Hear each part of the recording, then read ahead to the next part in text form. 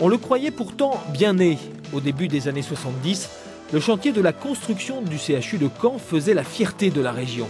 Sur le plateau nord, un ensemble à faire pâlir les pharaons, 23 étages, des centaines de milliers de mètres carrés dédiés à la santé des Bas-Normands.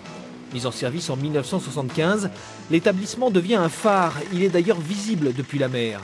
Avec plus de 4000 agents à l'époque, c'est le premier employeur de la région, toujours vrai aujourd'hui. On totalise au CHU près de 6000 emplois. Mais le colosse a ses faiblesses. La principale, celle qui causera sa perte, se nomme amiante. L'immense bâtiment en est gavé. La question sera longtemps éludée, mais au tournant des années 2000, la fibre par feu déclenche un incendie médiatique. Tandis qu'après 30 ans de fonctionnement, le CHU montre de sérieux signes de vieillissement. Tout en hauteur, il n'est plus si pratique que cela. Et la mise en service, il y a moins d'un an, d'un pavillon mère-enfant tout neuf, ne résout qu'une toute petite partie de la question. D'où le vote unanime du conseil d'administration en octobre 2008 en faveur de la reconstruction du CHU plutôt que sa rénovation. Peut-être l'unique moyen aussi pour un jour venir à bout du déficit abyssal dû principalement au coût exponentiel du fonctionnement et de l'entretien des bâtiments. Plus de 40 millions d'euros cette année.